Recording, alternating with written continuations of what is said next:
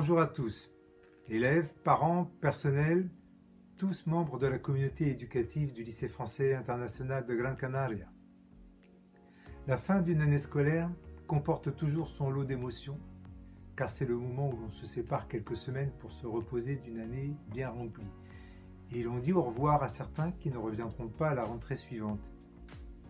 Cette fois-ci, je me mêle au groupe des partants. L'année scolaire 2019-2020 aura été pour moi la dernière et elle m'aura réservé des surprises jusqu'à la fin. Je n'aurais pas eu conscience, par exemple, le 15 juin 2019 que je vivais ma dernière kermesse, ni quelques jours plus tard que j'organisais les dernières épreuves sur table de l'examen du brevet. En revanche, aurais-je pu croire que pour cette dernière année, j'allais connaître tant de premières fois, même si le principe des visioconférences n'était pas nouveau pour moi, car nous l'avions utilisé à plusieurs reprises avec le siège de la mission laïque à Paris ou avec les autres lycées français. Ce fut la première fois pour les réunions hebdomadaires du service administratif avec mes collaborateurs les plus proches, Hélène, Marga, Alain, Martin, pour les concertations pédagogiques avec les enseignants, pour les rencontres avec les parents d'élèves, pour les réunions avec les services de l'ambassade et du consulat de France à Madrid, pour les conseils de classe avec les élèves et les parents délégués. Hormis ces visioconférences, il y a eu plusieurs situations, comment dire, saugrenues, originales, un peu spéciales. Se retrouver 2 mois tout seul dans l'établissement. Même pendant la crise du printemps arabe à Bahreïn, je n'avais pas connu ça. 3 mois de cours sans aucun élève au lycée. Seulement le chant des oiseaux et le passage furtif de quelques chats errants.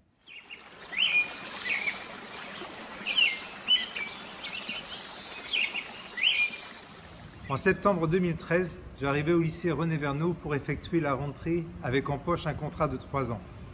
J'ai découvert une île très différente de mon poste précédent, qui était aussi sur une île.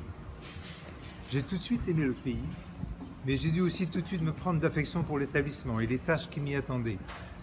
Année après année, nous avons cherché à offrir un visage plus international, parce que c'est l'avenir de l'éducation que de donner des outils pour des relations ouvertes sur le monde. Même si désormais il y aura davantage d'avions à rester sur les tarmacs, la communication à l'international ira en se développant. Nos efforts auront porté sur une nouvelle politique des certifications en langue, l'investissement dans l'enseignement du numérique et une pédagogie sans cesse innovante. Les 3 années se seront transformées en 7 années qui viennent conclure une carrière de 42 ans consacrée à l'éducation, dont une moitié à l'enseignement, de la maternelle jusqu'à l'université, et l'autre moitié à la direction. Mais l'heure de la retraite a sonné. 7 ans, c'est mon record. C'est mon record de durée dans un établissement. C'est vous dire combien cette expérience que j'ai donc prolongée m'a plu. Et aujourd'hui, dire au revoir à distance, c'est aussi une première fois. Je garderai toujours au fond de mon cœur un attachement profond pour le personnel que j'ai côtoyé au quotidien pendant tout ce temps. Des équipes, des hommes et des femmes qui m'ont constamment montré leur envie de bien faire, leur volonté de faire que les élèves s'épanouissent au LFIGC et qui ont fait preuve d'un grand dévouement et de créativité lors de ces derniers mois. Un même attachement pour toutes ces promotions d'élèves que j'ai vu se diriger avec anxiété parfois, mais succès toujours, vers le Bachibac, notre Graal depuis 7 ans aussi. Et puis bien sûr, pour tous les parents d'élèves avec lesquels nous avons pu compter pour faire avancer le lycée, et particulièrement ces derniers temps.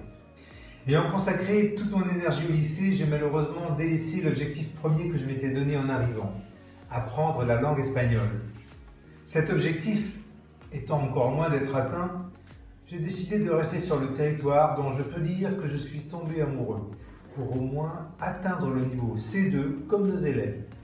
J'espère avoir l'occasion ces prochaines années de rencontrer quelques-uns d'entre vous au détour d'un barranco ou d'un chiringuito pour vous montrer les progrès accomplis. En attendant, la passation étant assurée depuis le mois de février, j'ai le plaisir de vous annoncer l'arrivée en septembre de M. Richard Buty, qui sera le nouveau proviseur, et il aura à ses côtés une nouvelle directrice de l'école primaire, Madame Nathalie Piccini.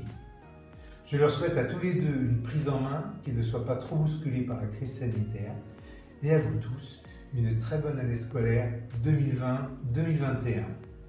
Au revoir.